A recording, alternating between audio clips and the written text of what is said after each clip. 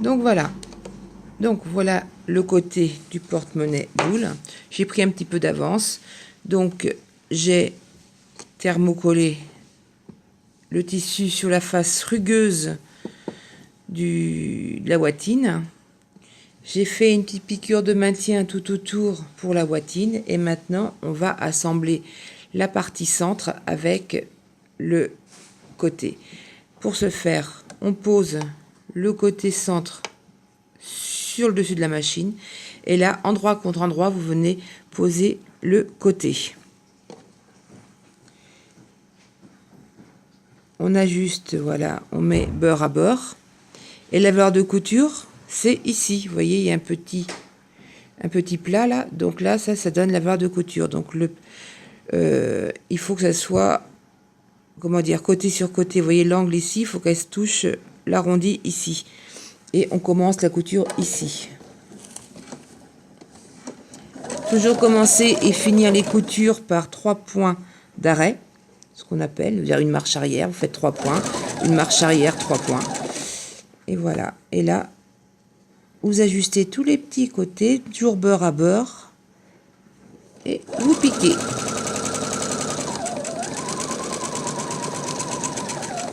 Arrivé en bas, donc, une marche arrière. Voilà. On fait pareil pour l'autre centre avec l'autre côté. Donc, comme vous voyez, je mets exactement de la même façon. Ça veut dire que le côté se met toujours sur le centre.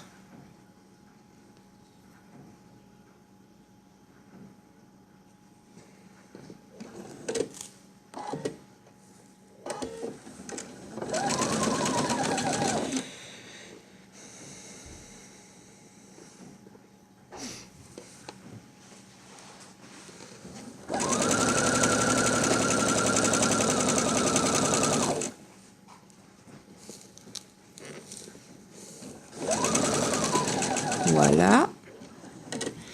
Une marche arrière. Ouais, c'est bon. Et voilà.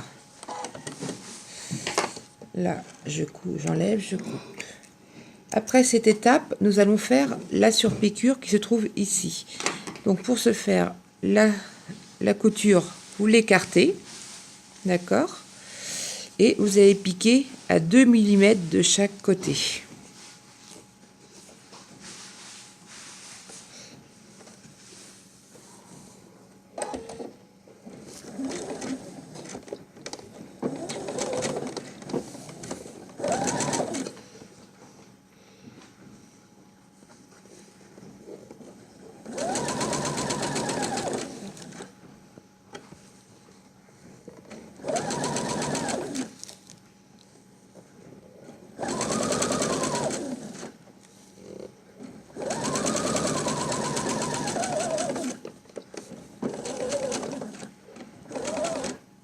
Mince, je peux appuyer.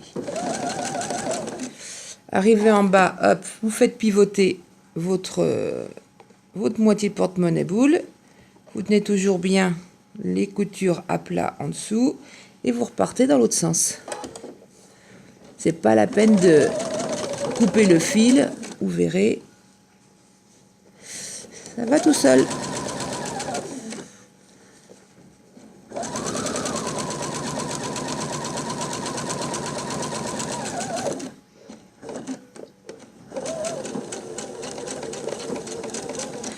Vous faites la même chose pour l'autre partie.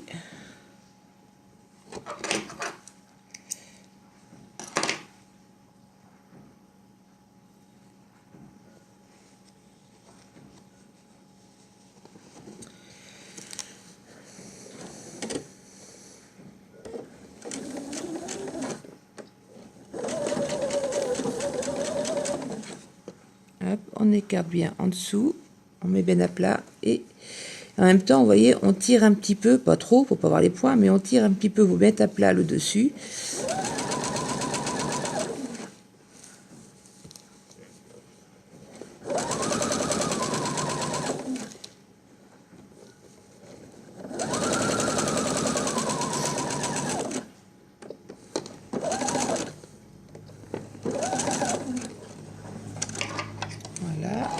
on pivote.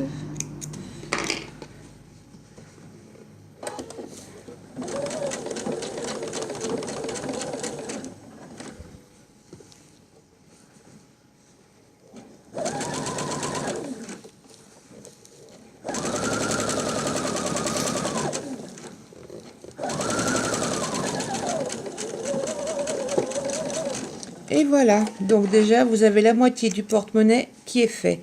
Vous voyez? Et l'autre côté, ça donne ça. Après, donc là, vous laissez une partie comme ça enfoncée, l'autre bombée. Vous mettez endroit contre endroit. Vous faites... Bah tiens, ma machine n'est pas plus mise. Là, vous faites correspondre, donc là, avec la barre de couture. On y va.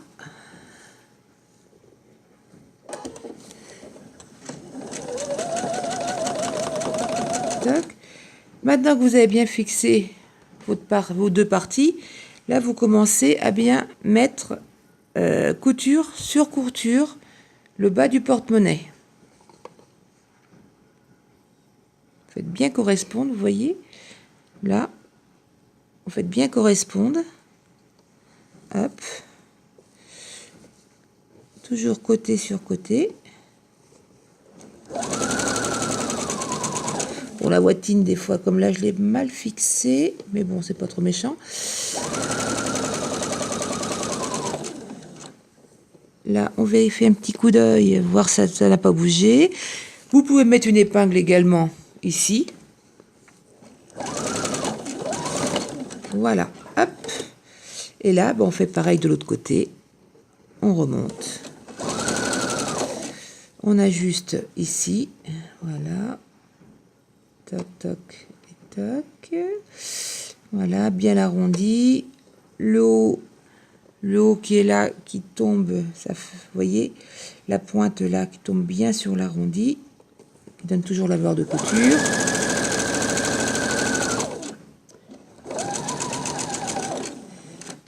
La petite marche arrière et la marche avant.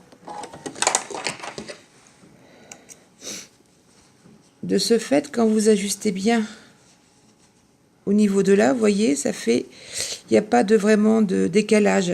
L'arrondi, le creux repart bien dans l'arrondi aussitôt. Hop, on coupe les fils qui dépassent. On y voit mieux, je trouve.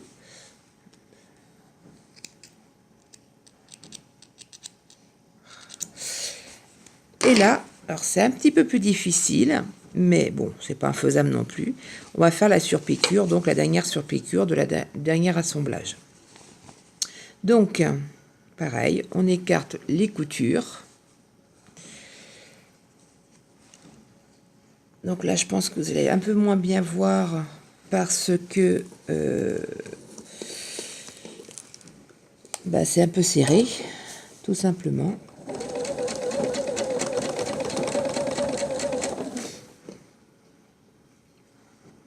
Donc là, c'est pareil. On fait bien attention que ce soit bien à plat.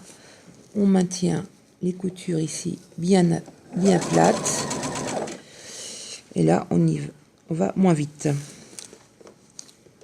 Déjà, on a moins de mouvement, d'espace pour le mouvement.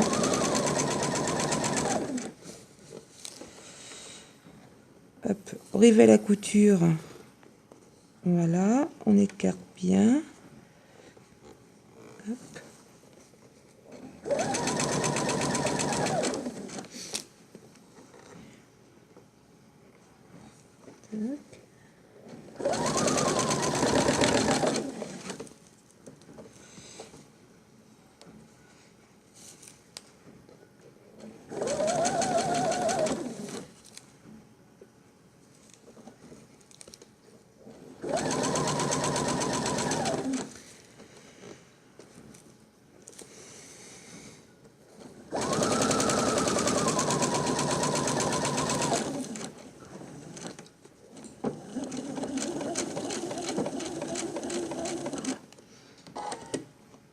Hop, on pivote et on fait l'autre côté.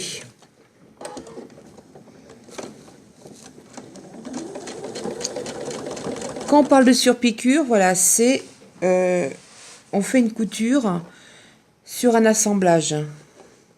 Ça permet de faire des coutures, l'assemblage plat. Et on le fait en général à 2 mm.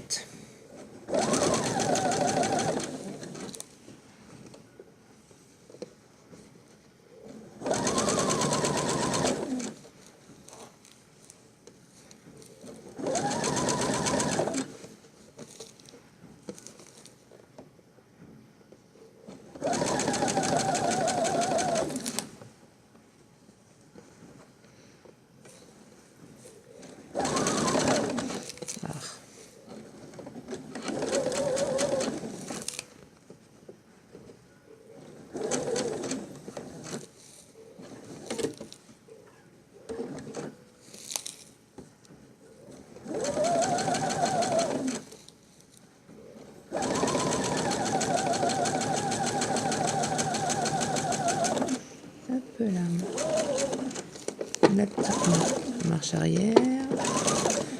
Et voilà.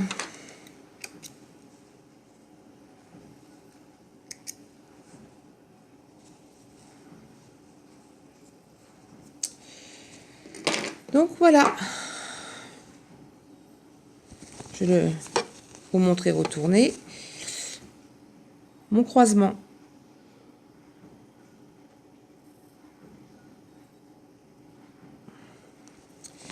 Donc on laisse sur l'envers et nous allons faire la doublure. La doublure se fait pareil. Bon là, s'il n'y a pas d'endroit ni d'envers sur cette doublure, l'avantage c'est ça. Donc on positionne.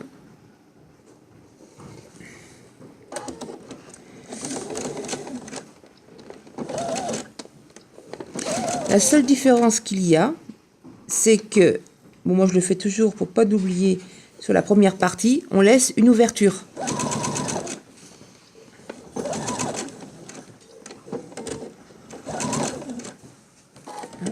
Je laisse pour une ouverture de 5 cm, à peu près de ça.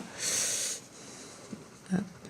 Par contre, faites attention de bien repositionner.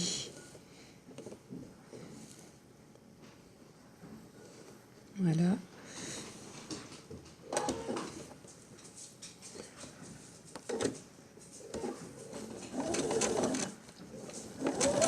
Mince. Le point d'arrêt. Voilà. Et voilà. Donc, de l'autre côté, pareil.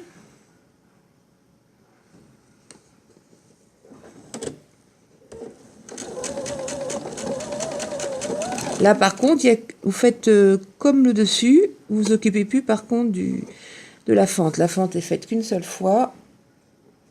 Toujours beurre à beurre.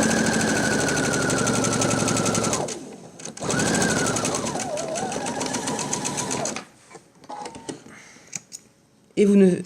Là, pas besoin de faire des surpiqûres. On coupe les fils. Hop, hop. Voilà. Pareil que tout à l'heure, on met le dedans, du moins endroit contre endroit.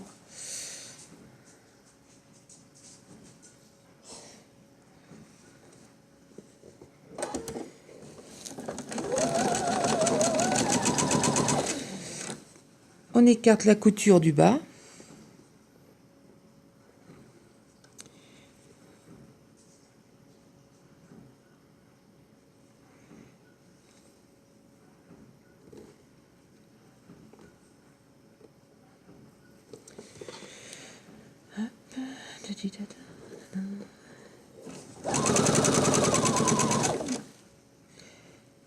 Alors par contre, vous constaterez lors du coupage, de la coupe, que la doublure est plus petite que le dessus, ce qui est normal.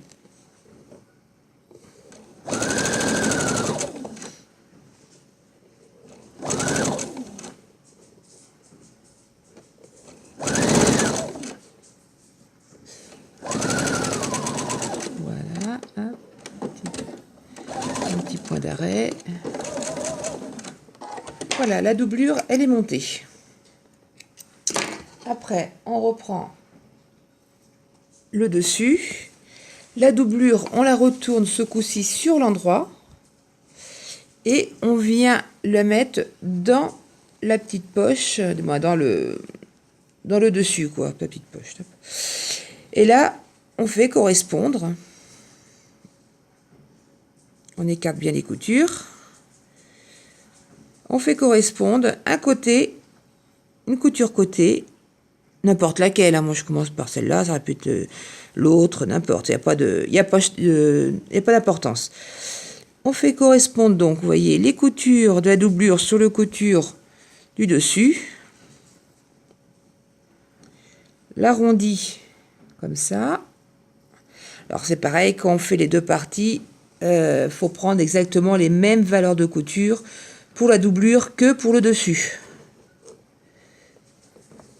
C'est-à-dire que si des fois vous n'avez pas fait 7 mm mais 8, eh ben, il faut faire partout pareil. Donc voilà. Là, ce n'est pas la peine de faire un point d'arrêt, parce qu'à la fin de la couture, on reviendra sur notre point de départ. Donc quand vous avez commencé, hop, on n'attend pas. On ajuste tout de suite la deuxième couture.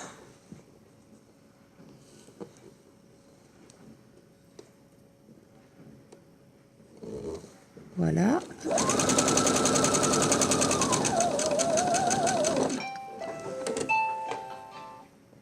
Arrivé à la deuxième couture, là on arrive dans le creux. Hop, on écarte toujours la couture.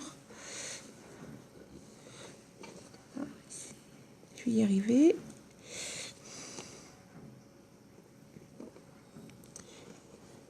Donc, on toujours donc couture sur couture, voilà, et bord sur bord. Alors,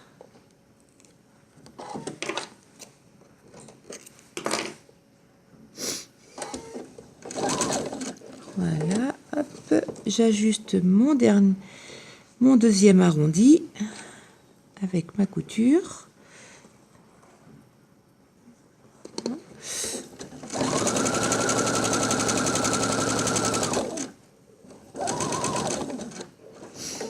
Et mon dernier côté, voilà, ça tombe assez bien.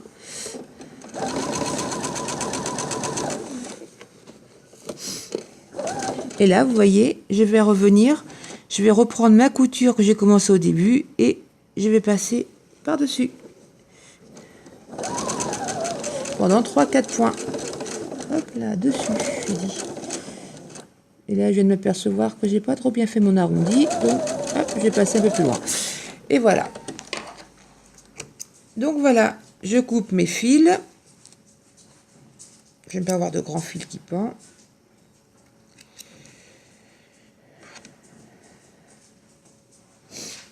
Alors, par contre, dans le creux, ici, là, on va cranter. Donc, attention de ne pas couper le fil de la couture d'assemblage, par contre. Donc, on fait quelques petits crans. Voilà. Pour retourner, ce sera plus facile après. L'arrondi, ce n'est pas la peine. C'est les creux. Et attention de ne pas avoir de faux plis au niveau de l'intérieur de la doublure. Sinon, ça va couper également. Vous allez avoir un trou dans la doublure, ce qui serait dommage. Et voilà. Donc là, la fente que vous avez laissée, ça va nous permettre de retourner tout le porte-monnaie. Vous voyez, hop. Et voilà. Donc, on fait ressortir les arrondis.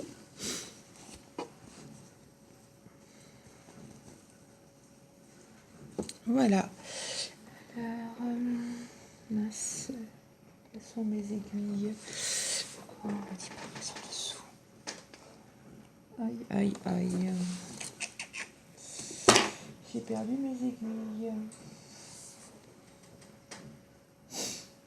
Alors, excusez-moi, je suis en train de chercher mes aiguilles à coudre. Ah bah, je vais en prendre d'autres, c'est pas grave. Elles ont dû tomber.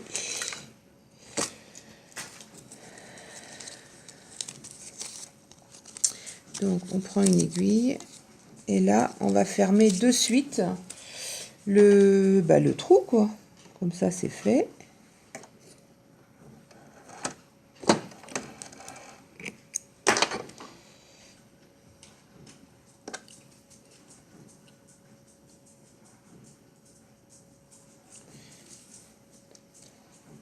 Et on va faire un petit point invisible. Donc un petit fil, pas trop grand. Donc là, on va fermer. Après, si vous voulez, hein, moi j'aime bien le point invisible parce que c'est plus joli, on voit pas. Mais après, si vous voulez faire un point machine, vous pouvez. Ça veut dire que vous refaites, vous repincez comme ça les extrémités, comme s'il y avait barre de couture, et vous repiquez. Et là, c'est 1 mm, vraiment très très au beurre. Alors, pour faire le point visible, donc on reprend le fil dans la couture, comme ça. Le nœud sera dessous. Et là, on va faire des points. Voilà, moi je suis partie là, donc je vais aller chercher en face, comme ça.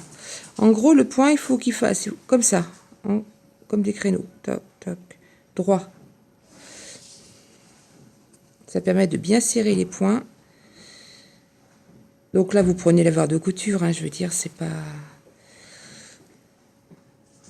Et vous essayez de le faire au mieux que vous pouvez.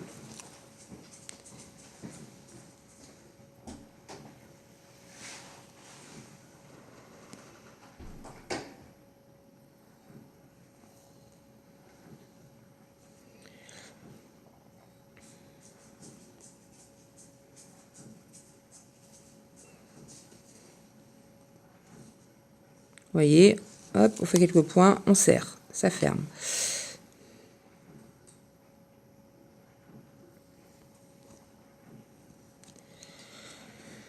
Alors...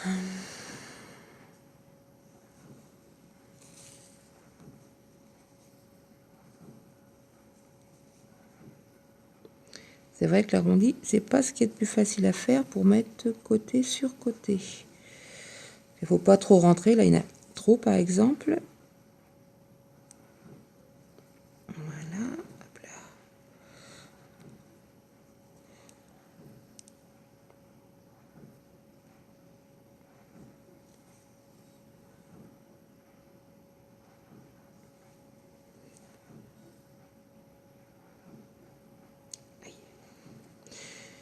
Et le meilleur, c'est ne pas de se piquer. C'est pas ce qu'il y a de plus agréable. Comme disaient mes anciens profs, c'est le métier qui rentre.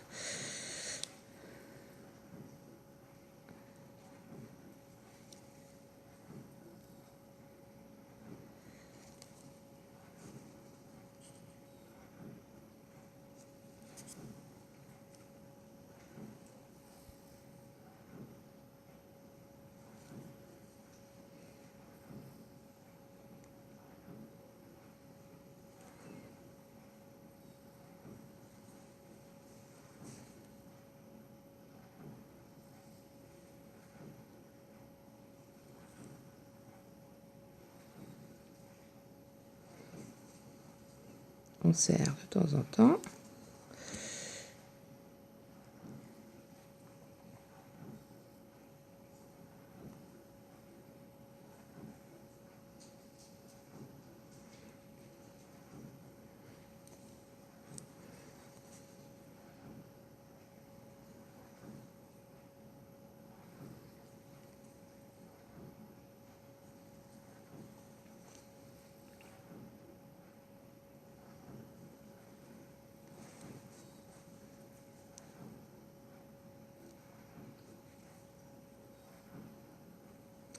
Arrivé à la fin de la couture, je fais un nœud. Voilà, et vous voyez, la couture ne se voit pas trop. Hop. On coupe au ras. Voilà, ça c'est fait. Donc là maintenant, on re-rentre la doublure dans le porte-monnaie. On travaille un petit peu les arrondis. Quand je dis qu'on travaille, ça veut dire qu'on fait rouler entre les doigts la couture comme ça, pour ressortir l'arrondi. Et là, on va faire une petite piqûre à 2 mm. 2 ou 1 mm, c'est comme vous voulez. Ça fait une couture un peu plus plat, parce que là, vous voyez, c'est gros. Et pour passer dans le fermoir, on s'embête un peu. Tandis qu'en faisant une petite couture, c'est plus facile.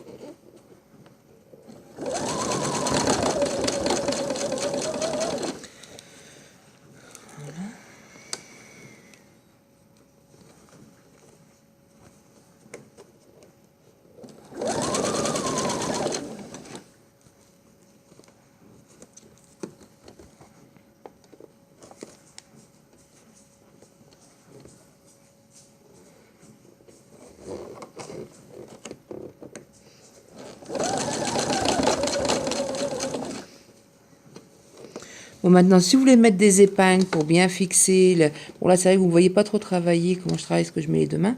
Mais si vous voulez mettre des épingles pour bien mettre les coutures à plat, etc., vous pouvez.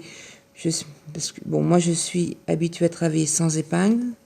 Donc, mais bon, si vous préférez travailler avec des épingles, n'hésitez pas. Le principal, c'est que vous vous éclatez dans ce que vous faites et que vous vous embêtez pas, surtout. C'est tout.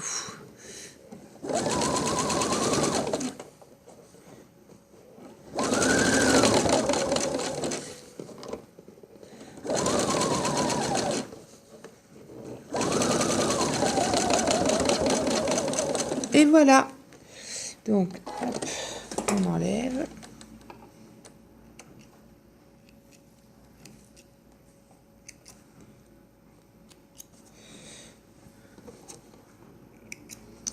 Donc voilà, vous avez le petit porte-monnaie qui est fait. Donc là, ça c'était pour le montage du porte-monnaie boule. Je vais arrêter là. Et maintenant, je refais une vidéo comment monter le fermoir.